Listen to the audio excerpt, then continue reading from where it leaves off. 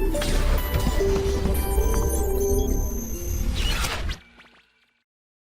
बच्चों देखो, आपने अभी तक बेसिक डेफिनेशंस देखी, ऑक्सीडेशन क्या होता है ना, रिडक्शन क्या होता है, ऑक्सीडाइजिंग एजेंट क्या होता है, रिड्यूसिंग एजेंट क्या होता है। उसके बाद हमने रूल्स पढ़े थे कि भाई कौन कौन से रूल्स हैं, उन रूल्स के मदद से हम क्या करते हैं, ऐसे एलिमेंट्स की ऑक्सीकरण संख्या निकालते हैं जिनकी बदलती रहती है ऑक्सीकरण अवस्था। जिनकी फिक्स रहती है वो रूल तो हमने याद किए हुए होते हैं, जिनकी चेंज होती रहती है उनकी हमें कैलकुलेट करनी पड़ती है। किन किन की फिक्स होती है वो हम रूल्स में ऑलरेडी देख चुके हैं, बहुत सारे क्वेश्चंस हमने प्रैक्टिस के तौर पे भी कर लिए हैं। उसके बाद हमने ये समझा था कि भाई कोवेलेंट बॉन्ड जो होता है अपना, उसका जो रोल होता है, कोवेलेंट बॉन्ड के अंदर हम किस तरीके से ऑक्सीकरण संख्या कैलकुलेट करते हैं, तो वहाँ पे जो एक इम्पॉर्टेंट रोल प्ले करता है वो कौन होता है, हमारा इलेक्ट्रोनेगेटिविटी। जिसकी इलेक्ट्रोनेगेटिविटी ज़्यादा होती है, हमारा इलेक्ट्रॉन का शिफ्टेंस यानी कि इलेक्ट्रॉन किसकी तरफ ज़्यादा आकर्षित होता है, जिसकी इलेक्ट्रोनेगेटिविटी ज़्यादा होती है। जैसे कि हमारा HCl मॉलिक्यूल है, तो HCl मॉलिक्यूल के अंदर अगर मैं बात करूं तो भाई यहाँ पे एक हाइड्रोजन और क्लोरीन के बीच में क्या है, एक इलेक्ट्रॉन पेयर है। तो किसकी इलेक्ट्रोनेगेटिविटी ज़्यादा है, क्लोरीन की। तो क्लोरीन की तरफ कितना जाएगा, -1, और हाइड्रोजन पे कितना आएगा, +1। फिर हमने ये भी देखा था कि भाई कितना पॉजिटिव और कितना नेगेटिव आएगा, ये डिपेंड करता है कि इनके बीच में कितना कोवेलेंट बॉन्ड है। अगर एक कोवेलेंट बॉन्ड है तो एक प्लस और एक माइनस आएगा, दो कोवेलेंट बॉन्ड होता है तो 2 प्लस और 2 माइनस आता है। ये लॉजिक हमने पूरा अभी तक सीख लिया है। कार्बन या बाकी एलिमेंट्स के केस में अगर हाइब्रिडाइजेशन अलग अलग है तो भी हमें किस बात का ध्यान रखना पड़ता है कि परसेंटेज ऑफ एस कैरेक्टर किसमें ज़्यादा है। जिसमें परसेंटेज ऑफ एस कैरेक्टर ज़्यादा होता है वो हमारा क्या होता है बच्चों, वो हमारा क्या होता है, ज़्यादा इलेक्ट्रोनेगेटिव, विद्युत ऋणात्मकता उसकी ज़्यादा होती है, और विद्युत ऋणात्मकता ज़्यादा होने की वजह से उसके ऊपर ऋणावेशित आवेश आता है, जबकि सामने वाले पे धनावेशित आवेश आता है। ये सारा लॉजिक अभी तक हम समझ चुके हैं।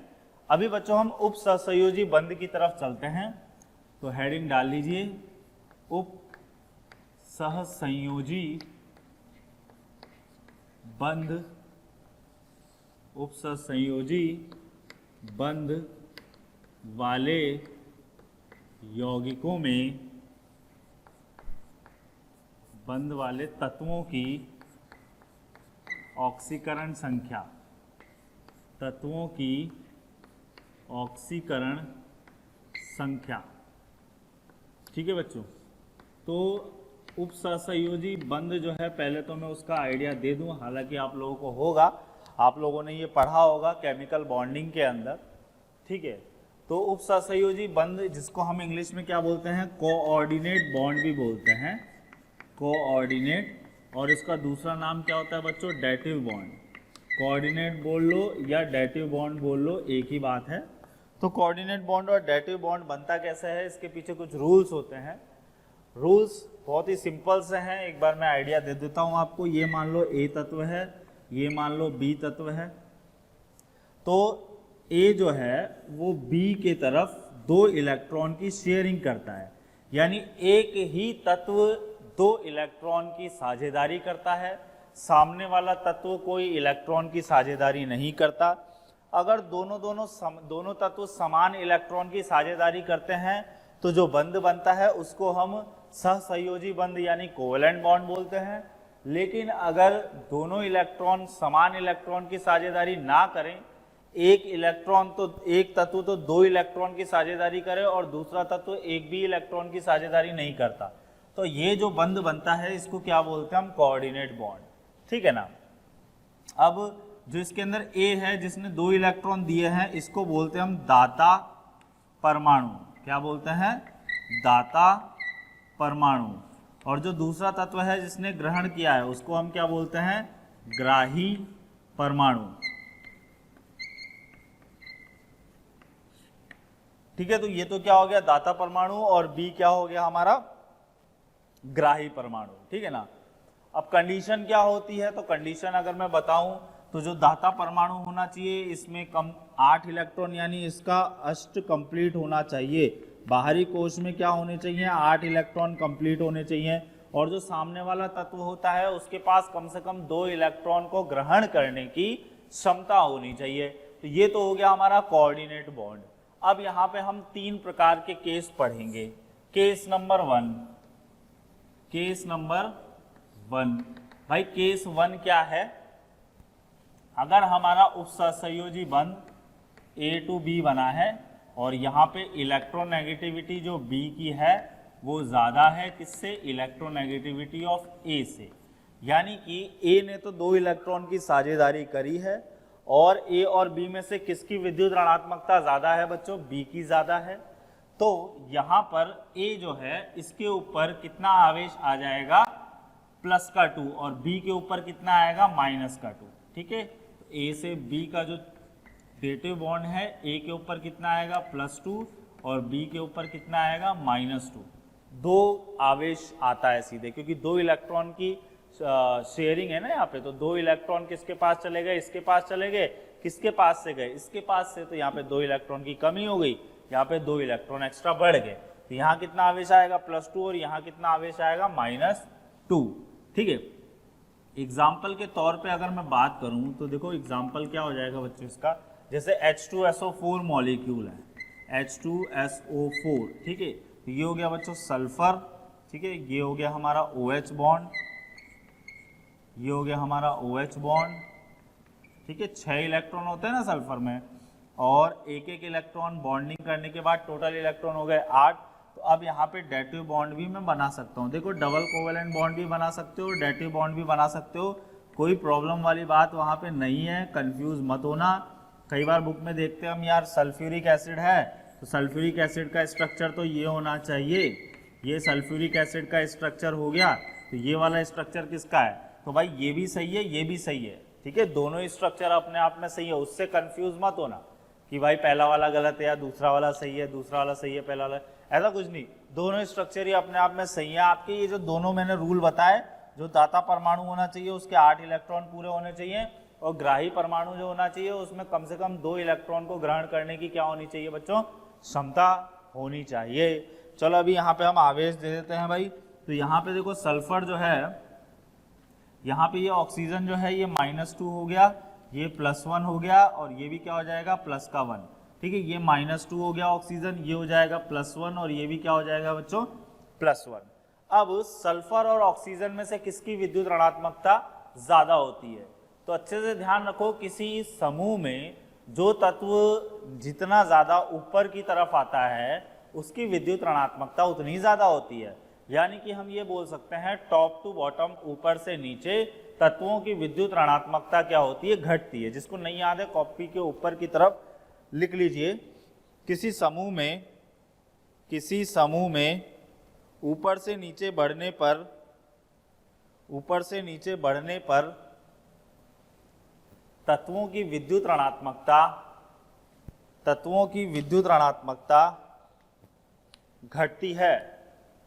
घटती है। तो अब बोलिए यहाँ पे कि भाई हमारा सल्फर ज्यादा विद्युत ऋणात्मक होगा कि ऑक्सीजन ज्यादा विद्युत ऋणात्मक होगा? ऑब्वियस सी बात है, ऑक्सीजन जो है वो ज्यादा विद्युत ऋणात्मक होगा, यानी इस पे तो आएगा -2 और इस पे आएगा +2। कौन सा केस हो गया? ये वाला तो केस हो गया। ए डोनर एटम, तो सल्फर डोनर एटम है, दाता परमाणु है, इसकी विद्युत ऋणात्मकता ग्राही परमाणु से क्या है बच्चों? कम है। सिमिलरली यहाँ आएगा +2 और यहाँ आएगा -2, 2 2 4 5 6, यानी टोटल केस कितना हो जाएगा? Total positive charge on sulphur कितना हो जाएगा? +6 हो जाएगा। ठीक है, इसी तरीके से और अगर हम बात करें केस नंबर 2 लेता हूँ, ये तो केस नंबर 1 का हमने एग्जाम्पल देखा। केस नंबर 2 की बात करते हैं। केस नंबर 2 क्या होता है बच्चों?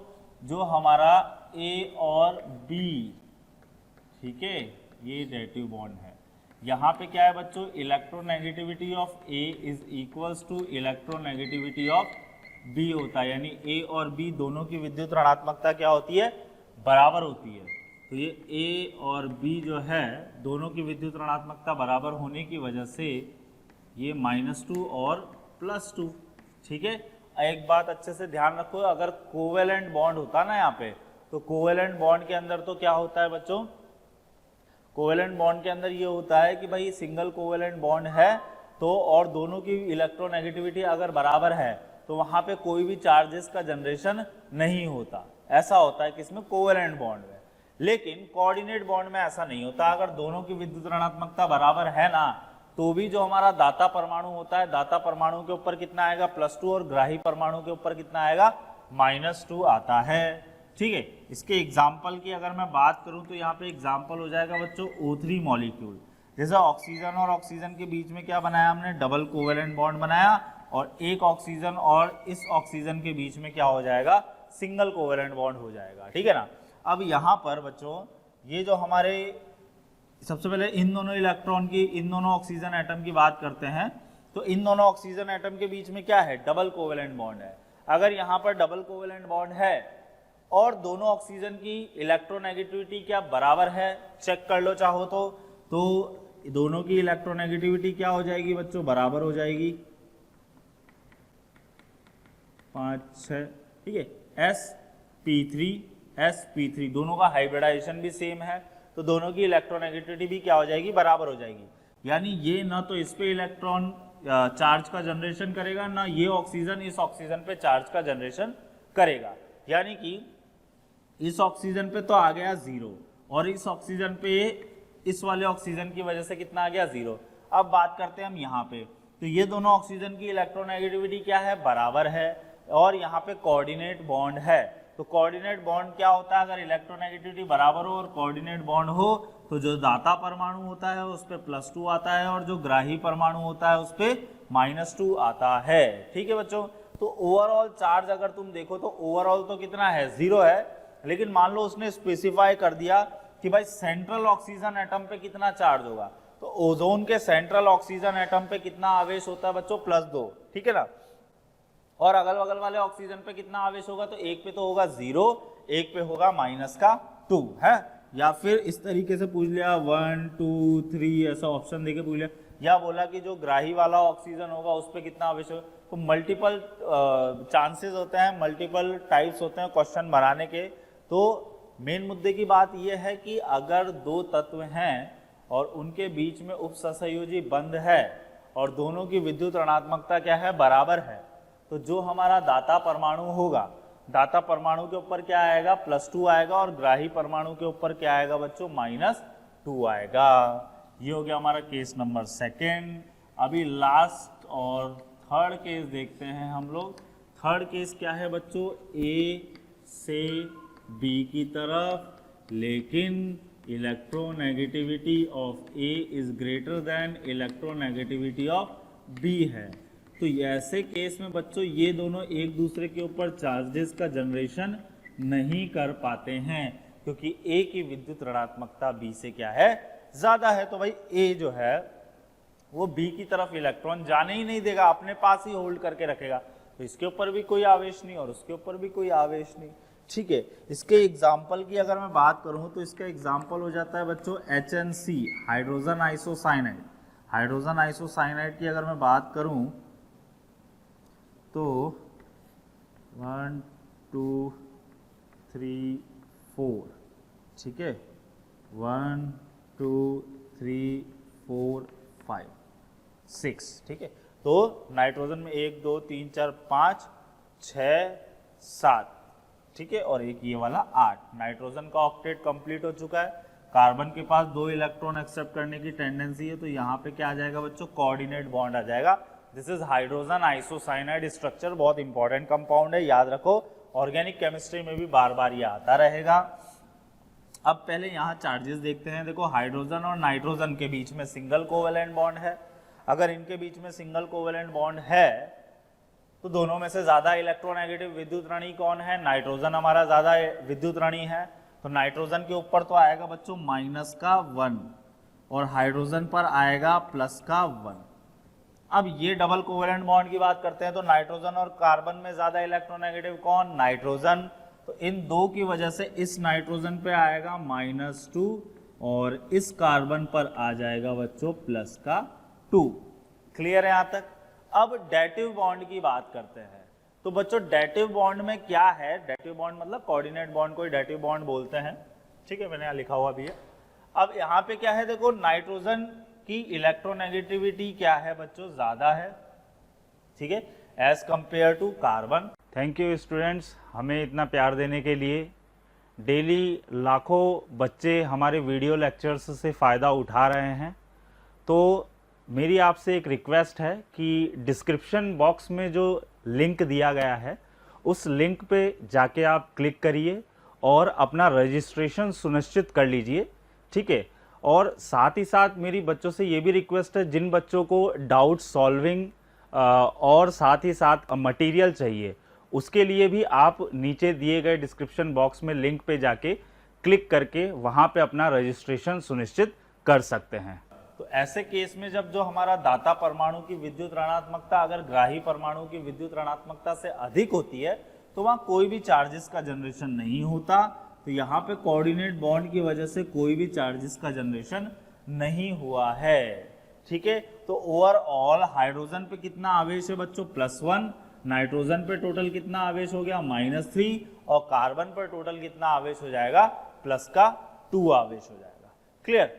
अच्छा, एक इंपॉर्टेंट बात और, HNC और जो HCN है ना बच्चों, HCN जो मैंने पहले डिस्कस कर चुका हूं, दोनों में सभी तत्वों के ऊपर समान आवेश आता है, ठीक है। दोनों में सभी तत्वों के ऊपर समान आवेश आता है, चाहो तो तुम देख लो। ऊपर HCN में पहले डिस्कस कर चुका हूं और HNC मैंने कोऑर्डिनेट बॉन्ड की मदद से आपको समझाया। क्लियर है, आ गई यहाँ तक बात समझ में। चलो बच्चों, जैसे हमने अभी ऑक्सीकरण अवस्थाएं निकालनी सीखी, ऐसे ही एक और तरीके का आवेश होता है। जैसे यहाँ पर हर तत्व के ऊपर जो आवेश है उसको क्या बोल रहे हैं हम, ऑक्सीकरण संख्या बोल रहे हैं। ऐसे ही हम एक और आवेश निकालते हैं बच्चों जिसको हम लोग बोलते हैं फॉर्मल चार्ज। तो हालांकि शायद फॉर्मल चार्ज जो है आपने केमिकल बॉन्डिंग के अंदर स्टडी किया होगा, एक बार दोबारा से मैं यहाँ पे हल्का सा आइडिया देता हूँ आपको। फॉर्मल चार्ज जिसको हम प्रारूपी आवेश या औपचारिक आवेश भी बोलते हैं, तो लिख लीजिए इसका हिंदी में नाम, औपचारिक अथवा प्रारूपी आवेश। तो फॉर्मल चार्ज क्या होता है बच्चों, देखो फॉर्मल चार्ज कैलकुलेट करने का बहुत ही सिंपल सा तरीका होता है। Formal charge is equals to valence electron, valence electron, valence electron कौन से होते हैं, संयोजी electron, minus half of bonding electron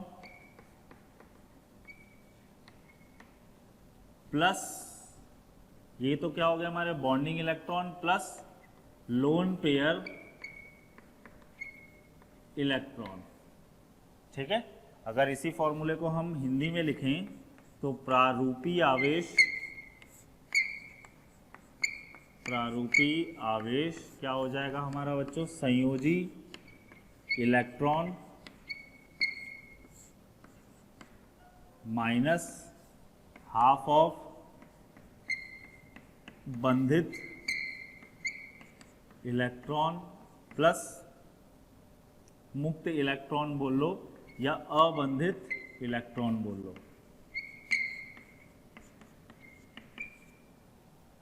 ठीक है, अब कैसे कैलकुलेट होता है जरा हम एग्जाम्पल से समझते हैं।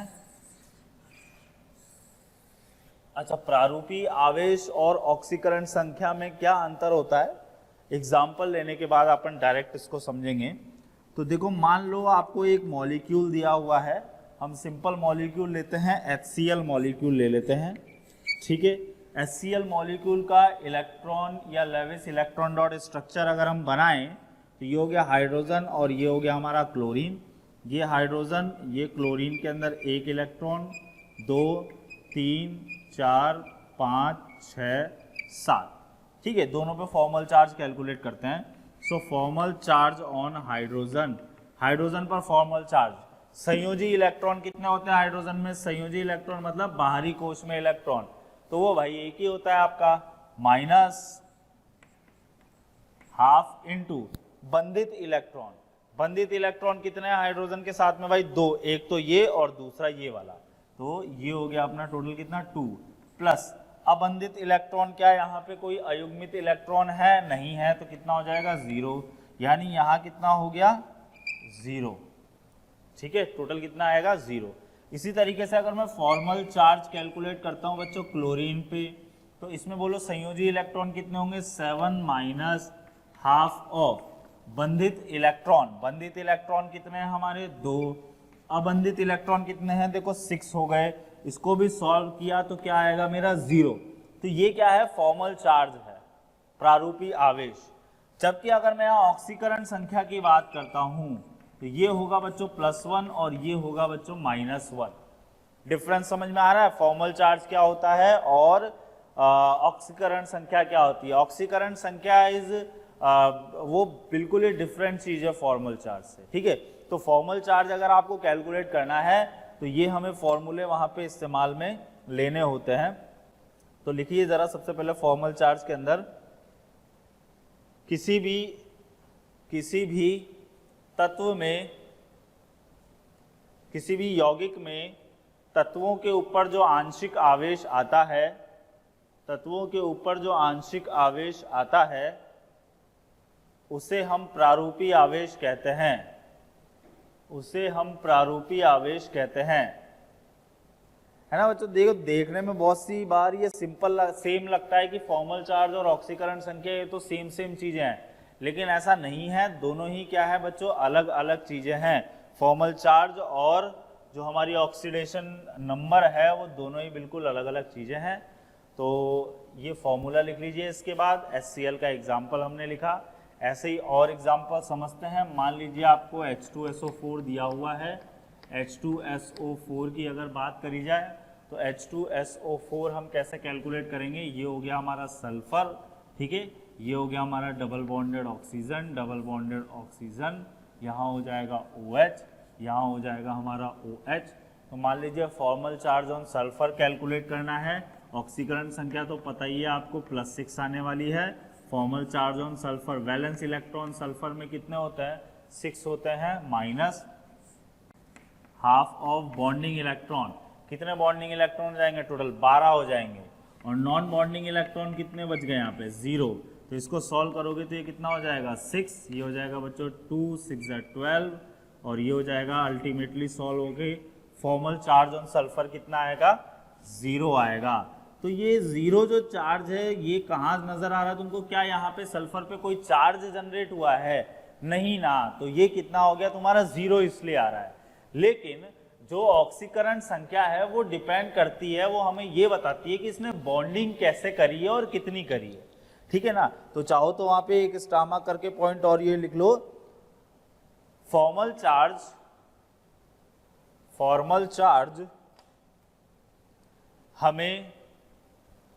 हमें वास्तविकता में उपस्थित आवेश के बारे में बताता है, वास्तविकता में उपस्थित आवेश के बारे में बताता है। जबकि ऑक्सीकरण संख्या हमें तत्वों के मध्य बनने वाले बंध के बारे में बताती है, तत्वों के मध्य बनने वाले बंध के बारे में बताती है, ठीक है। तो गया H2SO4 की कहानी। अभी देखते हैं हम भाई अमोनिया की कहानी। ये हो गया नाइट्रोजन, ये 2 इलेक्ट्रॉन और यहाँ पे 3 हाइड्रोजन हो जाएंगे। अगर कोई तुमसे बोले कि भाई ऑक्सीकरण संख्या बताओ, तो ऑक्सीकरण संख्या यहाँ पे हाइड्रोजन की क्या हो जाएगी +1 हो जाएगी, यहाँ पे +1 हो जाएगी, यहाँ पे +1 हो जाएगी और इस नाइट्रोजन की क्या होगी बच्चों -3। तो ये जो है हमारी ऑक्सीकरण संख्या है, ये हमें ये बता रहा है कि किस तरीके का वहाँ पे बंध बना है। जबकि अगर मैं फॉर्मल चार्ज की बात करूं तो फॉर्मल चार्ज जो है नाइट्रोजन पर कितना होगा बच्चों, वैलेंस इलेक्ट्रॉन कितने होते हैं नाइट्रोजन में 5 हो जाएंगे। वैलेंस इलेक्ट्रॉन कितने हो जाएंगे 5 minus half of bonding electron 3 3 6 plus अयुग्मित इलेक्ट्रॉन 2, तो कितना हो गया देखो 0। यहाँ पे चार्ज कितना आ रहा है 0 ही तो आ रहा है, ठीक है। इसी तरीके से मान लो आपको दिया है O माइनस माइनस माइनस, ठीक है, SO4 -3, उसने ऑक्सीकरण संख्या पूछी तो -2 -2 -2 -2 और प्लस का 6 आ जाएगा। फॉर्मल चार्ज अगर बोला उसने तो फॉर्मल चार्ज कैसे कैलकुलेट होगा, देखो formal charge on carbon, sorry formal charge on sulphur, ये तो कितना आएगा तुम्हारा 0, काउंट करके देख लो, अभी हमने यहाँ निकाला था ना, कितना आ जाएगा 0।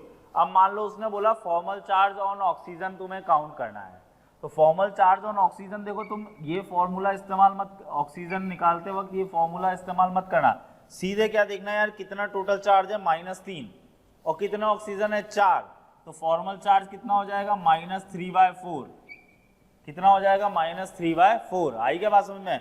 मान लो फॉस्फेट आयन है PO4-3, PO4-3 के अंदर बोला कि भाई फॉस्फोरस पे और ऑक्सीजन पे फॉर्मल चार्ज बताओ, तो फॉर्मल चार्ज तुम्हें कैलकुलेट करना है भाई किसके ऊपर, फॉस्फोरस के ऊपर, तो ये कितना आ जाएगा 0, काउंट करके देख लो, बचा फॉस्फेट आयन PO4-3, तो फॉर्मल चार्ज अगर तुमसे ऑक्सीजन पे पूछे तो सीधा कितना आ जाएगा -3/4, कितना आ जाएगा -3/4, क्योंकि भाई 4 ऑक्सीजन है, उसमें से 3 ऑक्सीजन पे -1 है, तो हर ऑक्सीजन पे कितना डिस्ट्रीब्यूट हो गया -3/4 डिस्ट्रीब्यूट हो गया। आई नहीं आई कहानी समझ में? मान लो इसी तरीके से तुम्हें दिया हुआ है H2SO3 है ना, या HSO3 -2, SO3 -2 तुम्हें दिया हुआ है, ठीक है। अब SO3 -2 के अंदर तुम्हें फॉर्मल चार्ज निकालना है सल्फर और ऑक्सीजन पे, तो यहाँ पे सबसे पहले स्ट्रक्चर ड्रॉ कर लो भाई सल्फर का, ये यहाँ ले लेता हूँ मैं, SO3 -2 है, सल्फर ये हो गया तुम्हारा डबल बॉन्डेड ऑक्सीजन, एक ये हो गया O-, एक ये हो गया O-, 1 2 1 बच जाएगा यहाँ पे लोन पेयर, एक क्या रिमेनिंग हो गया वहाँ पे, लोन पेयर तुम्हारा रिमेनिंग रह गया, ठीक है। लोन पेयर का भी इंपॉर्टेंस होता है ना फॉर्मल चार्ज काउंट करने के अंदर।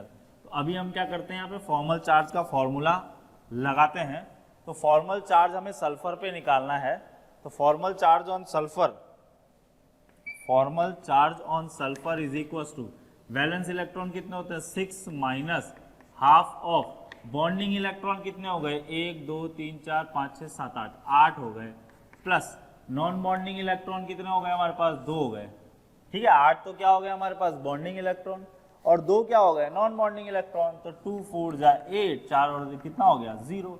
जबकि अगर कोई पूछे what is the formal charge on oxygen, then our answer will be -2/3, कितना हो जाएगा फॉर्मल चार्ज ऑन ऑक्सीजन -2/3, क्योंकि वो जो -1 दो चार्ज है ना, वो रेजोनेंस में इंक्लूड हो जाते हैं, तो रेजोनेंस की वजह से क्या होता है बच्चों, वो माइनस चार्ज जो है वो डिस्ट्रीब्यूट होता रहता है, ठीक है। आगे बात यहाँ तक समझ में? तो हमने क्या देखा, कोऑर्डिनेट बॉन्ड का किस तरीके से हम इस्तेमाल करते हैं, किसमें, ऑक्सीडेशन नंबर निकालने में, ऑक्सीडेशन स्टेट निकालने में, और उसके बाद हमने ये समझा कि भाई फॉर्मल चार्ज हम किस तरीके से कैलकुलेट करते हैं, ठीक है।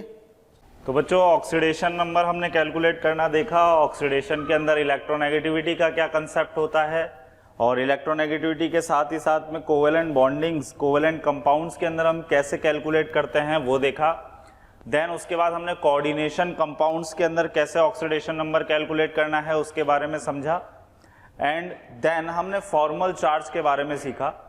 फॉर्मल चार्ज जो है अपना वो बेसिकली क्या है, उसमें हम कोई भी एलिमेंट दिया है फॉर्मूला यूज में लेते हैं, वो फॉर्मूला हमारा क्या है, वैलेंस इलेक्ट्रॉन माइनस फिर ब्रैकेट में half of bonding electron plus non bonding electron, तो ये है हमारा formula for the calculation of formal charge, ठीक है ना। अभी ये ऑक्सीडेशन नंबर का पूरा कंसेप्ट हमारा खत्म हो चुका है, अभी एप्लीकेशंस पे चलते हैं, that what are the applications of the oxidation number. तो बच्चों एप्लीकेशन ऑफ ऑर्डर नंबर की, ऑक्सीडेशन नंबर की बात करते हैं, यानी ऑक्सीडेशन नंबर से हम क्या क्या प्रॉपर्टीज को रिलेट कर सकते हैं, ठीक है। तो इसमें जो सबसे पहली हमारी प्रॉपर्टी है वो है एसिडिक स्ट्रेंथ, ठीक है। तो फर्स्ट नंबर डाल के लिखो एसिडिक स्ट्रेंथ।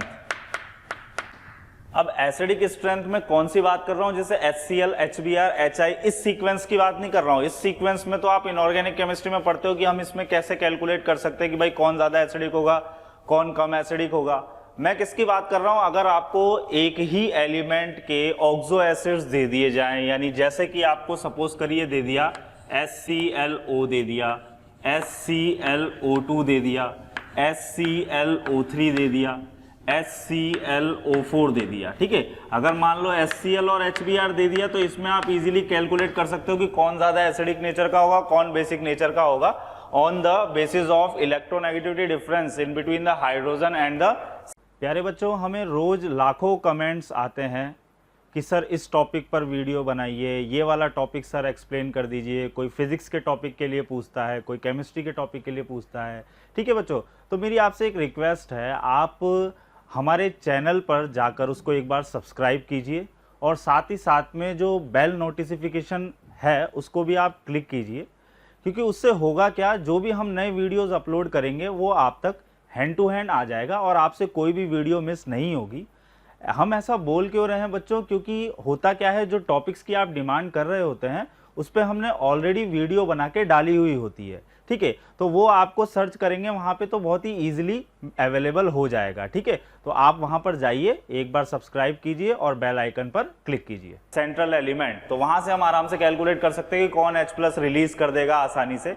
लेकिन अगर मान लो एक ही एलिमेंट है, उस केस में हम क्या लॉजिक लगाएंगे, तो देखो जैसे यहाँ पे ये 4 हमें ऑक्सो एसिड्स दिए हैं, किसके, क्लोरीन के। अब इन चारों ऑक्सो एसिड्स में आपको क्या चेक करना है, ऑक्सीडेशन नंबर। तो यहाँ पे अगर मैं देखूं इस क्लोरीन की, तो इस क्लोरीन की ऑक्सीडेशन नंबर या ऑक्सीडेशन स्टेट कितनी आएगी, +1। यहाँ पे कितनी आएगी, +3। यहाँ पे कितनी आएगी, +5। और यहाँ पे कितनी आएगी, +7, ठीक है। ये हमने इसकी ऑक्सीडेशन स्टेट फाइंड आउट कर ली क्लोरीन की। अब ध्यान रखिए, जो ऑक्सीडेशन स्टेट होती है, कौन सी, positive oxidation state is directly proportional to acidic strength, is directly proportional to acidic strength. यानी कि किसी ऑक्सो एसिड्स के अंदर आपको क्या देखना है, सबसे पहले पॉजिटिव ऑक्सीडेशन स्टेट देखनी है। जिसके अंदर पॉजिटिव ऑक्सीडेशन स्टेट सबसे ज्यादा होगी उसका एसिडिक नेचर भी क्या हो जाएगा, सबसे ज्यादा हो जाएगा। यानी अगर मैं इन चारों में बात करूं तो सबसे ज्यादा एसिडिक नेचर का कौन होगा, हमारा HClO4 होगा, उससे कम HClO3, उससे कम HClO2 और सबसे कम एसिडिक नेचर का कौन हो जाएगा, HClO हो जाएगा। अब यहाँ पे अगर हम थोड़ा सा इक्विलिब्रियम का कंसेप्ट इस्तेमाल करें तो मान लो Ka की वैल्यू आपसे पूछ ली जाए, तो जो एसिड जितना ज्यादा एसिडिक नेचर का होगा उसके Ka की वैल्यू उतनी ही ज्यादा होगी, ठीक है। तो मैं यहाँ पे ये पॉइंट भी ऐड कर सकता हूँ that positive oxidation state is directly proportional to Ka, ठीक है। जो एसिड जितना ज्यादा एसिडिक नेचर का होगा उसके pH की वैल्यू उतनी ही कम आएगी। It means it is inversely proportional to value of pH, ठीक है। तो इस तरीके से हम क्या कर सकते हैं, बहुत ही इजीली ऑक्सो एसिड्स में, यानी एक ही एलिमेंट के अगर डिफरेंट ऑक्सीडेशन स्टेट्स में हमें एसिड्स दे दिए जाएं और बोला जाए कि भाई कौन सा ज्यादा एसिडिक है, कौन सा कम एसिडिक है, तो हम आसानी से ऑक्सीडेशन स्टेट के थ्रू उसको कैलकुलेट कर सकते हैं, फाइंड आउट कर सकते हैं। मान लो आपको HNO2 दे दिया और HNO3 दे दिया। आप सभी जानते हैं HNO3 बहुत ही स्ट्रॉन्गेस्ट एसिड्स में काउंट होता है। अगर हम ये लॉजिक यहाँ पे इस्तेमाल करें तो देखते हैं हमारा आंसर क्या आता है। यहाँ पे अगर मैं HNO2 में नाइट्रोजन की ऑक्सीडेशन स्टेट कैलकुलेट करूं then it is +3, while in case of HNO3 it is +5। तो +3 और +5 में ज्यादा पॉजिटिव ऑक्सीडेशन स्टेट कौन सी है बच्चों, +5। इट मींस कौन ज्यादा एसिडिक नेचर का होगा, HNO3, ठीक है। तो वैसे भी आपको पता था HNO3 is more stronger than HNO2 और पॉजिटिव ऑक्सीडेशन स्टेट के कंसेप्ट से भी अगर हम निकालें तो भी ज्यादा एसिडिक नेचर का कौन आ रहा है, हमारा HNO3 आएगा। और अगर मैं एग्जांपल लूं, मान लो आपको दिया है H2SO3 और H2SO4, बोला जाए विच one is more acidic in nature, क्या करना है आपको, पॉजिटिव ऑक्सीडेशन स्टेट चेक करनी है। यहाँ पे कितना आ जाएगा, +4, यहाँ कितना आ जाएगा, +6, then which one is more acidic in nature, H2SO4 हमारा ज्यादा एसिडिक नेचर का हो जाएगा, ठीक है बच्चों। तो पहला एप्लीकेशन क्या है हमारा, एसिडिक स्ट्रेंथ का, और कंसेप्ट क्या है, positive oxidation state is directly proportional to acidic strength, ठीक है। तो ये हमारा पहला लॉजिक है, ऑक्सीडेशन स्टेट से हमने एसिडिक स्ट्रेंथ को कंपेयर किया। इसके बाद अगर मैं दूसरे कंसेप्ट की बात करूं तो दूसरा जो कंसेप्ट है हमारा वो ऑक्सीडाइजिंग एजेंट और रिड्यूसिंग एजेंट फाइंड आउट करने का एप्लीकेशन है। तो सेकंड नंबर डाल के लिखिए, टू डिटरमाइन द ऑक्सीडाइजिंग और reducing behaviour, to determine the oxidising और रिड्यूसिंग बिहेवियर। तो देखो बच्चों, ये जो पॉइंट है इसमें हमें क्या कंसेप्ट इस्तेमाल करना है। तो सबसे पहले तो याद करो, ऑक्सीडाइजिंग एजेंट क्या होता है, जो सामने वाले का क्या करता है, ऑक्सीडेशन, और उसका खुद का क्या होता है, रिडक्शन। रिड्यूसिंग एजेंट क्या होता है, जो सामने वाले का क्या करे, रिडक्शन, और उसका खुद का क्या हो, ऑक्सीडेशन। ठीक है, ऑक्सीडाइजिंग एजेंट यानी उसका खुद का क्या होगा बच्चों, रिडक्शन। ठीक है, और दूसरा क्या है हमारा, रिड्यूसिंग एजेंट। रिड्यूसिंग एजेंट जो है वो सामने वाले का रिडक्शन करेगा, तो खुद का क्या करेगा, ऑक्सीडेशन। ठीक है, अब मैं एक एग्जांपल लेता हूं। देखो, मान लो H2S दिया हुआ है हमें, ठीक है, और दूसरा दिया हुआ है हमें H2SO4, ठीक है, और एक और लेता हूं मैं, दैट इज H2SO3। ये तीन कंपाउंड मैंने लिए। अब इसमें आपको ऑक्सीडेशन स्टेट के बेसिस पे मैं समझाता हूं कि कैसे हम ये पता लगाएंगे कि कौन ऑक्सीडाइजिंग एजेंट होगा, कौन रिड्यूसिंग एजेंट होगा, और कौन दोनों की तरह बिहेवियर परफॉर्म कर सकता है। तो समझो लॉजिक क्या है इसमें बच्चों। देखो, H2S में सल्फर की ऑक्सीडेशन स्टेट कितनी है, -2। अब मान लो H2S कहीं पे रिएक्शन परफॉर्म कर रहा है, तो वहां पे दो ही केस उसके बनते हैं। देखो, सल्फर कौन सी फैमिली का होता है बच्चों, सल्फर 16th ग्रुप का। सल्फर कौन से ग्रुप का मेंबर होता है, 16th ग्रुप का मेंबर होता है। यानी इसकी जो ऑक्सीडेशन स्टेट होती है वो मिनिमम -2 होती है और मैक्सिमम +6 होती है। इसके बाहर तो इसकी ऑक्सीडेशन स्टेट जाती नहीं है, हम इसको ऑलरेडी पहले डिस्कस कर चुके हैं। तो यानी सल्फर की मिनिमम -2 होगी और मैक्सिमम +6 होगी। अब यहां पर H2S में सल्फर मिनिमम ऑक्सीडेशन स्टेट में है, यानी -2 में है। अब ये कहीं पे रिएक्शन परफॉर्म करने गया, तो वहां पे जो प्रोडक्ट की फॉर्म में जब ये कन्वर्ट होगा, तो वहां दो ही पॉसिबिलिटीज आएगी। या तो इसका ऑक्सीडेशन स्टेट चेंज नहीं होगा, यहां भी -2 है और प्रोडक्ट में भी -2 होगा। उस केस में तो ना तो ये ऑक्सीडाइजिंग एजेंट होगा ना रिड्यूसिंग एजेंट होगा। क्लियर, क्योंकि ना तो इसका रिडक्शन हुआ ना इसका ऑक्सीडेशन हुआ। लेकिन दूसरी पॉसिबिलिटी क्या है कि ये -2 से ऊपर की तरफ ऑक्सीडेशन स्टेट में चला जाएगा। जैसे मान लो ये -2 से कहां चला गया बच्चों, 0 ऑक्सीडेशन स्टेट में जा सकता है, +2 में जा सकता है, +4 में जा सकता है, +6 में जा सकता है। यानी H2S का हमेशा क्या होगा, ऑक्सीडेशन होगा। अगर इसका हमेशा ऑक्सीडेशन होगा तो ये हमेशा किसकी तरह बिहेवियर परफॉर्म करेगा, रिड्यूसिंग एजेंट की तरह। आई नहीं है बात समझ में, क्या बोला मैंने, आपको क्या देखना है कि वो कौन सी ऑक्सीडेशन स्टेट में है और क्या वो उससे नीचे और नेगेटिव ऑक्सीडेशन स्टेट में जा सकता है या केवल पॉजिटिव ऑक्सीडेशन स्टेट में ही बढ़ेगा। तो मैंने देखा यार सल्फर है, तो सल्फर का सबसे पहले मैंने ग्रुप नंबर देखा, तो मुझे पता चला सल्फर जो है वो 16 ग्रुप में आता है।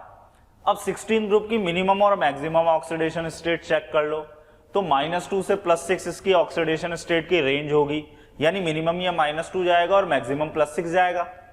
अब मैंने देखा H2S में सल्फर की ऑक्सीडेशन स्टेट है -2, यानी ये जब रिएक्शन करेगा तो दो पॉसिबिलिटीज देगा, जिसमें से पहली पॉसिबिलिटी तो हमारे काम की नहीं है। क्यों, क्योंकि उसमें ना तो इसका ऑक्सीडेशन हो रहा है ना रिडक्शन हो रहा है। दूसरा, ये -2 से ऊपर ही जाएगा, अगर ऊपर गया यानी इसका ऑक्सीडेशन हुआ, और अगर इसका ऑक्सीडेशन हुआ तो ये हमेशा कैसा काम करेगा, रिड्यूसिंग एजेंट की तरह।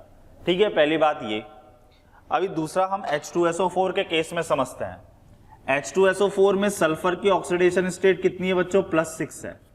अब सल्फर की +6 है, तो क्या सल्फर +6 से ऊपर जा सकता है, नहीं जा सकता। यानी जब H2SO4 प्रोडक्ट में कन्वर्ट होगा तो इसकी ऑक्सीडेशन स्टेट +6 से कम आएगी। +6 से अगर कम आएगी, इसका मतलब इसका खुद का क्या होगा, रिडक्शन, और ये हमेशा कैसा बिहेवियर परफॉर्म करेगा, ऑक्सीडाइजिंग एजेंट की तरह। ठीक है, तीसरा केस समझते हैं। थर्ड केस में यहां सल्फर की ऑक्सीडेशन स्टेट है बच्चों +4। अब सल्फर की ऑक्सीडेशन स्टेट अगर +4 है तो इसके साथ क्या क्या पॉसिबिलिटी हो सकती है। देखो ये हायर ऑक्सीडेशन स्टेट +6 में भी जा सकता है और लोअर ऑक्सीडेशन स्टेट्स +2, 0, -2 में भी जा सकता है। यानी अगर +4 से +6 गया तो इसका मतलब इसका ऑक्सीडेशन हुआ और ये कैसा बिहेवियर परफॉर्म करेगा, रिड्यूसिंग एजेंट की तरह। लेकिन बाई चांस ये +4 से इन तीनों में से किसी भी एक ऑक्सीडेशन स्टेट में चला जाता है तो इसका क्या होगा, रिडक्शन। और अगर इसका रिडक्शन होगा it means it behaves like oxidising agent. तो इसका मतलब H2SO3 जो है हमारा बच्चों, वो दोनों ही तरह बिहेवियर परफॉर्म कर सकता है। It depends reaction to reaction, ये सामने कैसी रिएक्टिंग स्पीसीज के साथ रिएक्शन परफॉर्म कर रहा है उसके बेसिस पे इसका ऑक्सीडाइजिंग एजेंट या रिड्यूसिंग एजेंट नेचर डिसाइड होगा। क्लियर है? तो यहां से जो ओवरऑल कंक्लूजन निकल के हमारे सामने आया वो ये आया बच्चों कि अगर कोई एलिमेंट किसी कंपाउंड में अपनी मिनिमम ऑक्सीडेशन स्टेट में है then it always oxidise and it behaves like reducing agent. ठीक है, तो पहला नंबर डाल के लिखिए सबसे पहले इसके अंदर टॉपिक में।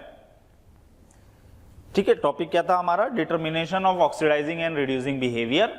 उसमें फर्स्ट पॉइंट डाल के लिखिए, if an element present in its lower oxidation state, if an element present in a compound in its lower oxidation state, then it always oxidized to form product.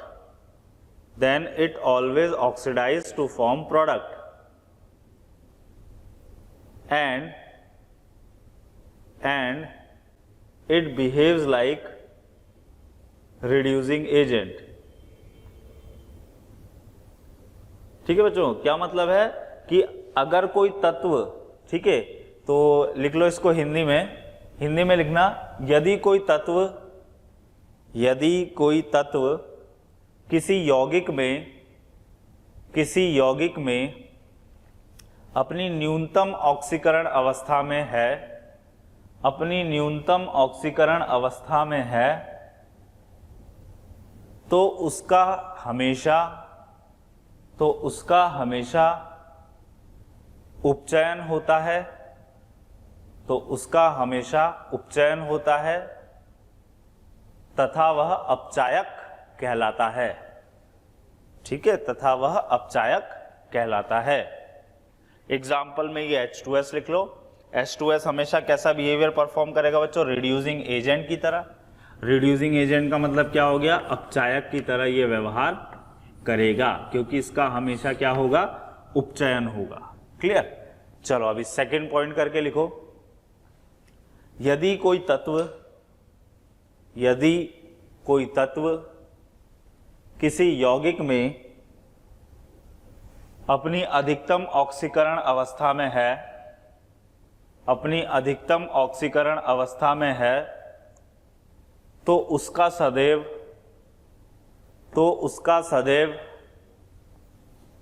अपचयन होता है तथा वह उपचायक की भांति व्यवहार करता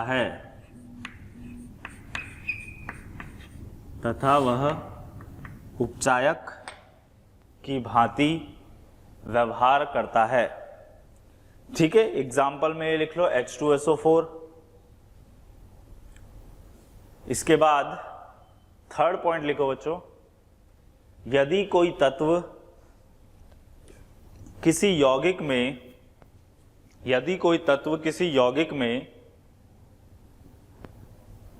किसी बीच की ऑक्सीकरण अवस्था में उपस्थित हो तो वह उपचायक अथवा अपचायक दोनों की भांति व्यवहार कर सकता है। यह अभिक्रिया पर निर्भर करता है, यह अभिक्रिया पर निर्भर करता है। ठीक है बच्चों, और एग्जाम्पल इसमें थर्ड में ये वाला एग्जाम्पल लिख लेना, दोनों की तरह उपचायक अपचायक दोनों की तरह व्यवहार कर सकता है। यहाँ तो कैसा व्यवहार कर रहा है, अपचायक की तरह। तो बच्चों अगर आपको हमारे चैनल पर हमारे वीडियोस पसंद आते हैं तो उन वीडियोस को लाइक कीजिए और साथ ही साथ उन वीडियोस को शेयर कीजिए। आप अगर उसको शेयर करेंगे तो हो सकता है कोई ज़रूरतमंद बच्चा हो जिसको वो वीडियो की काफ़ी रिक्वायरमेंट हो, तो वो उसको आपके शेयरिंग से देख सकता है। ठीक है बच्चों, तो अंत में मैं यही कहना चाहूँगा कि हमारी पूरी मोशन टीम जो है वो आपके प्यार और स्नेह को देखते हुए काफ़ी मोटिवेटेड है और वो काफ़ी डेडिकेटेड है कि आपको अच्छे से अच्छा लेक्चर प्रोवाइड कर सके ताकि आप उससे कुछ नया और अच्छा सीखें। ठीक है, और यहाँ कैसा व्यवहार कर रही है, उपचायक की तरह।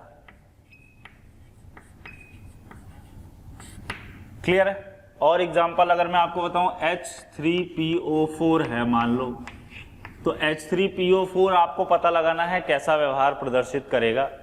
तो देखो H3PO4 में फॉस्फोरस की ऑक्सीकरण अवस्था कितनी है, +5। अब ये देख लो बच्चों की फॉस्फोरस जो है ये अपनी मैक्सिमम कितनी ऑक्सीडेशन स्टेट में जा सकता है, तो इसकी मिनिमम जाती है बच्चों -3 और मैक्सिमम जाती है +5। तो ये अपनी मैक्सिमम ऑक्सीकरण अवस्था में है, यानी इसका हमेशा क्या होगा, अपचयन होगा, यानी कि ये हमेशा कैसा व्यवहार करेगा।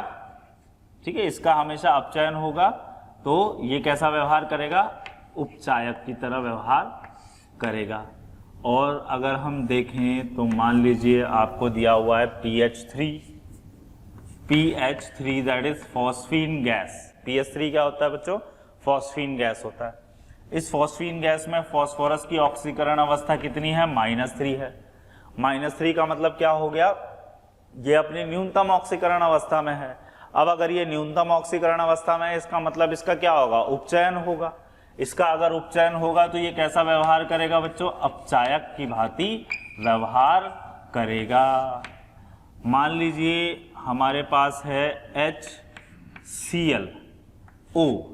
ठीक है, तो HClO को पहचानना है, तो HClO में क्लोरीन की ऑक्सीकरण अवस्था है बच्चों +1। अब ये +1 से -1 भी जा सकता है और 0 भी जा सकता है ना। अगर मान लो जैसे Cl2 में कन्वर्ट हो गया तो 0 आ जाएगा, या -1 में भी जा सकता है जैसे HCl में कन्वर्ट हो गया, या ये ऊपर +1 से +3 भी जा सकता है, +5 भी जा सकता है और +7 भी जा सकता है। ठीक है, तो ये उस केस में कैसा व्यवहार करेगा, अगर ये +1 से 0 या -1 में जा रहा है तो इसका मतलब इसका क्या हो रहा है, अपचयन, यानी ये कैसा व्यवहार करेगा, उपचायक की भांति व्यवहार करेगा। कैसा व्यवहार करेगा, उपचायक की भांति व्यवहार करेगा। और मान लो ये +1 से +3, 5 या 7 में जा रहा है, इसका मतलब इसका उपचयन हो रहा है, यानी ये कैसा व्यवहार करेगा, अपचायक की भांति व्यवहार करेगा। ठीक है, और मैं कुछ कंपाउंड्स देता हूं, आप लोग उसको ट्राई करो कि कैसा व्यवहार उनका होगा। तो बच्चों अभी देखते हैं हम कुछ कंपाउंड्स मैंने लिखे हैं, इनमें ये डिटरमाइन करना है हमें कौन ऑक्सीडाइजिंग एजेंट होगा, कौन रिड्यूसिंग एजेंट होगा और कौन दोनों की तरह व्यवहार प्रदर्शित कर सकता है। तो देखो पहला है हमारे पास CO2 that is carbon dioxide. अगर मैं कार्बन डाइऑक्साइड में कार्बन की ऑक्सीकरण संख्या की बात करूं तो ये कितनी आएगी, +4। कार्बन की ऑक्सीकरण संख्या कितनी है, +4। अब कार्बन जो है बच्चों वो +4 से ऊपर ऑक्सीकरण अवस्था में नहीं जा सकता क्योंकि ये अपनी मैक्सिमम ऑक्सीकरण संख्या में है। अब ये +4 से नीचे ही जाएगा, +2 जा सकता है, 0 जा सकता है, -2 जा सकता है और -4 भी जा सकता है। ठीक है, तो अब ये नीचे अगर गया यानी इसका क्या होगा, रिडक्शन होगा, यानी कि अपचयन होगा। और इसका अगर अपचयन हो गया तो ये किसकी तरह व्यवहार प्रदर्शित करेगा बच्चों, उपचायक की भांति व्यवहार प्रदर्शित करेगा।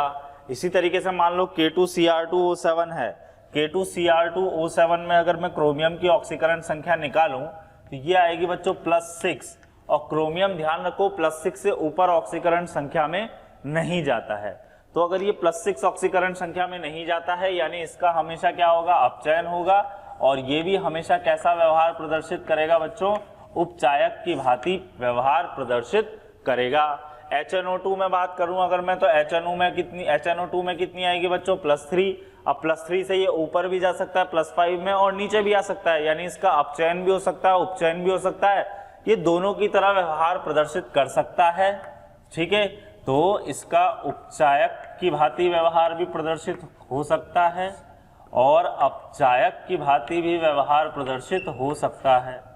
इसी तरीके से CrO2 की अगर मैं बात करूं तो CrO2 में बच्चों क्रोमियम की आने वाली है +4 ऑक्सीडेशन स्टेट।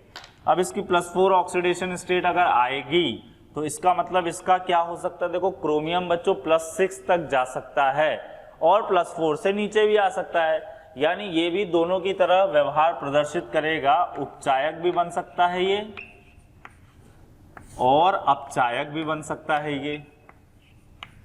ठीक है, दोनों की ही भांति इसका व्यवहार प्रदर्शित हो सकता है। अगला है हमारा HBr। HBr में ब्रोमीन की ऑक्सीकरण संख्या -1 है। ठीक है, तो ये अपनी मिनिमम न्यूनतम ऑक्सीकरण अवस्था में है, -1 से नीचे ये नहीं जा सकता। तो -1 से नीचे अगर नहीं जा सकता इसका मतलब इसका हमेशा क्या होगा, उपचयन होगा। उपचयन होगा मतलब ये क्या कहलाएगा भाई, अपचायक कहलाएगा। ये हो गया हमारा अपचायक। H2O2 की बात करते हैं तो H2O2 में बच्चों ऑक्सीजन की ऑक्सीकरण अवस्था -1 है, जबकि ऑक्सीजन जो है वो -2 भी शो कर सकता है, 0 भी शो कर सकता है, +2 भी शो कर सकता है, +1 भी शो कर सकता है। यानी इसका क्या होगा, दोनों ही चीजें हो सकती है, उपचयन अपचयन, यानी ये भी हमारा उपचायक बन सकता है और अपचायक भी बन सकता है। ठीक है, KMnO4 क्या है हमारा, +7 हो गया, +7 हो गया, यानी इसका हमेशा क्या होगा बच्चों, अपचयन होगा, यानी ये भी क्या होगा हमारा उपचायक ही बनेगा। आगे बात समझ में, तो ये कुछ हमारे क्वेश्चंस हैं उपचायक अपचायक के ऊपर। तो फंडा केवल ये है, आपको ऑक्सीडेशन स्टेट देखनी है। कुछ मैं आपको general oxidising agent, reducing agent बताता हूँ, वो आप लोग नोट कर लीजिए और उसको याद कर लीजिएगा, वो बहुत हमारे काम में आते हैं। तो बच्चों देखो कुछ उपचायक अपचायक हमने लिखे हैं। जैसे अगर उपचायक की बात करें तो उपचायक क्या होता है बच्चों, जिसका खुद का क्या हो रहा हो, अपचयन हो रहा हो। ठीक है, और जिसका खुद का अपचयन होता है, अपचयन क्यों होता है अगर हम बात करें तो धनात्मक ऑक्सीकरण संख्या में अगर कमी आती है। धनात्मक ऑक्सीकरण संख्या में कमी कैसे आ सकती है, जब वो इलेक्ट्रॉन ग्रहण करे, और वह तत्व जो इलेक्ट्रॉन ग्रहण करता है उसको हम क्या बोलते हैं, लुईस अम्ल कहते हैं। ठीक है, तो हम ये बोल सकते हैं कि भाई जितने भी हमारे लुईस अम्ल होंगे यानी लेविस एसिड होंगे, वो सारे हमारा कैसा व्यवहार प्रदर्शित कर सकते हैं बच्चों, उपचायक की भांति व्यवहार प्रदर्शित कर सकते हैं। भाई लेविस एसिड क्या होता है, जो इलेक्ट्रॉन ग्रहण करता है, जिसको नहीं पता वो कॉपी के ऊपर लिख लेना, लुईस अम्ल एरो मार्क करके लिखो, वह यौगिक अथवा तत्व जो इलेक्ट्रॉन ग्रहण करते हैं, जो इलेक्ट्रॉन ग्रहण करते हैं, लुईस अम्ल कहलाते हैं, लुईस अम्ल कहलाते हैं। ठीक है बच्चों, तो इलेक्ट्रॉन अगर ग्रहण होगा इसका मतलब क्या हो रहा है, वहां पे अपचयन हो रहा है ना। अपचयन अगर होगा तो वो क्या कहलाएगा, उपचायक होगा। तो जितने भी लेविस एसिड होंगे वो सब क्या होंगे, उपचायक। एक पॉइंट हमारा क्या है, उच्च विद्युत ऋणात्मकता वाले तत्व, यानी वह तत्व जिनकी विद्युत ऋणात्मकता बहुत ज्यादा होती है, जैसे कि कौन हो गया, फ्लोरीन हो गया, ऑक्सीजन हो गया, नाइट्रोजन हो गया। अब अगर ये मान लो कहीं पे अभिक्रिया करते हैं, है ना, उच्च विद्युत ऋणात्मकता वाले तत्व अगर कहीं पर अभिक्रिया करते हैं, तो यहां तो चलो ये मान लो नॉर्मल ऑक्सीडेशन स्टेट के अंदर होंगे, जब ये प्रोडक्ट बनाएंगे तो ये ऋणात्मक ऑक्सीकरण अवस्था में ही जाएंगे, यानी इनकी ऑक्सीडेशन स्टेट जो होगी वो घटेगी। अगर इनकी ऑक्सीडेशन स्टेट घटेगी मतलब इनका क्या होगा, अपचयन होगा, और अगर इनका अपचयन हुआ मतलब ये क्या कहलाएंगे, उपचायक कहलाएंगे। क्लियर। दूसरा पॉइंट है हमारा सभी धात्विक ऑक्साइड, जितने भी हमारे धात्विक ऑक्साइड है बच्चों, उनमें क्या होगा, तो देखो उनमें जैसे Li2O है, Na2O है, MgO है, तो इन सभी धात्विक ऑक्साइड के अंदर अगर मैं बात करूं तो जो धातु है हमारा, धातु वो अपनी कौन सी है, पॉजिटिव ऑक्सीडेशन स्टेट के अंदर है। अब ये सारे धात्विक ऑक्साइड कैसा व्यवहार प्रदर्शित करते हैं? उपचायक की भांति। क्यों? क्योंकि ये क्या करेंगे? ऑक्सीजन को लूज कर देंगे, ऑक्सीजन को लूज करके सामने वाले को ऑक्सीजन प्रोवाइड कर देंगे। ठीक है, सामने वाला ऑक्सीजन ग्रहण करेगा और उसका तो क्या हो जाएगा? उपचयन हो जाएगा, और इनका खुद का क्या हो जाएगा बच्चों? अपचयन हो जाएगा। या अगर तुम इसको ऐसे ना समझ के कुछ ऐसा समझो कि भाई Li2O है, ये टूट गया किसमें? लिथियम धातु में और ऑक्सीजन गैस के अंदर। ठीक है, लिथियम धातु में और ऑक्सीजन गैस के अंदर ये टूट गया, तो इस Li2O ने क्या किया? ऑक्सीजन को रिलीज कर दिया। यानी ये Li2O यहाँ किसकी भांति व्यवहार प्रदर्शित कर रहा है? सामने वाले का। देखो इसका खुद का क्या हो गया? रिडक्शन। ऑक्सीजन का जाना क्या होता है? रिडक्शन, यानी कि अपचयन। यानी ये व्यवहार कैसा प्रदर्शित करेगा? उपचायक की भांति व्यवहार प्रदर्शित करेगा। ठीक है, आगे बात करते हैं कुछ धात्विक ऑक्साइड जैसे CO2SO3। तो भाई ये अपने मैक्सिमम वाला लॉजिक लगा लो, +4 है, ये +6 है, तो ये अपनी मैक्सिमम ऑक्सीकरण अवस्था में है, तो इनका हमेशा क्या होगा? अपचयन होगा, और ये किसकी भांति व्यवहार प्रदर्शित करेंगी? उपचायक की भांति। अगर बात करें अपचायक की, तो अपचायक के अंदर क्या है? सभी धातु, जितने भी धातु है हमारे, वो सब किसकी भांति व्यवहार प्रदर्शित करेंगे भाई? अपचायक की भांति। क्यों? क्योंकि जैसे सोडियम है, तो सोडियम के ऑक्सीडाइज होने की, खुद के उपचयन होने की प्रवृत्ति बहुत अधिक होती है, फटाफट एक इलेक्ट्रॉन लूज कर देता है, यानी सामने वाले को ये फटाफट एक इलेक्ट्रॉन दे देगा, यानी सामने वाले का क्या हो जाएगा? रिडक्शन हो जाएगा। यानी ये किसकी तरह भाई? सामने वाले को इसने क्या किया? इलेक्ट्रॉन दे दिया, तो सामने वाले का क्या कर दिया? रिडक्शन, यानी कि अपचयन कर दिया। तो ये कैसा व्यवहार प्रदर्शित करेगा? अपचायक की भांति। ठीक है, अगला बच्चों सभी धात्विक हाइड्राइड, जितने भी हमारे धात्विक हाइड्राइड हैं, इनमें अगर तुम हाइड्रोजन को देखो तो हाइड्रोजन की ऑक्सीकरण अवस्था कितनी है? -1। ठीक है, हाइड्रोजन की ऑक्सीडेशन स्टेट कितनी आ रही है इनमें? -1। यहाँ भी देखो तो -1, यहाँ भी देखो तो -1। ये हमने पढ़ा था, ये एक्सेप्शनल केस में होता है। तो ये जो हाइड्राइड है, ये सामने वाले को क्या देगा? हाइड्रोजन, यानी सामने वाला हाइड्रोजन ग्रहण करेगा, और हाइड्रोजन का आना, ठीक है, हाइड्रोजन अगर आ रहा है तो वो क्या होता है? अपचयन होता है। तो ये किसकी भांति व्यवहार करेंगे? अपचायक की भांति। इंटर रिलेट करना है, जितना भी तुमने अभी तक कंसेप्ट पढ़ा है ना, उन सब कंसेप्ट को इंटर रिलेट करके ये सारे लॉजिक इसमें लगने वाले हैं। और देखो कुछ हमारे HNO2 हो गए, SO2 हो गए, MnO2 हो गए, ये क्या है? दोनों ही भांति व्यवहार प्रदर्शित कर सकते हैं।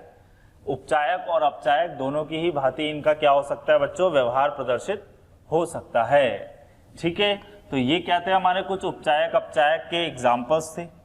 अभी बच्चों हम एक और एप्लीकेशन इसका समझते हैं, वो है हमारा तुल्यांकी भार।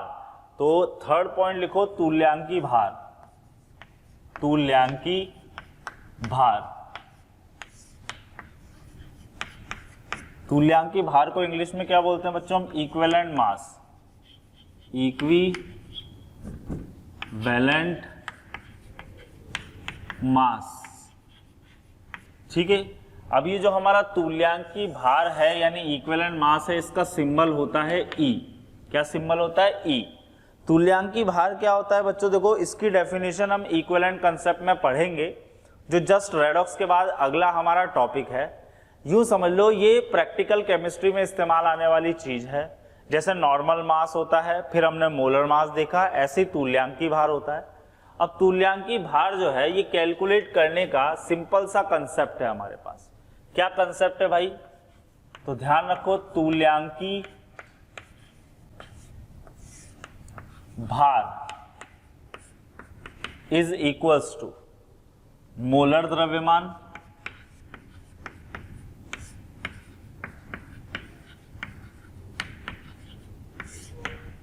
ठीक है, मोलर द्रव्यमान अगर अणु है, और अगर मान लो परमाणु है तो क्या आएगा? परमाणुवीय भार।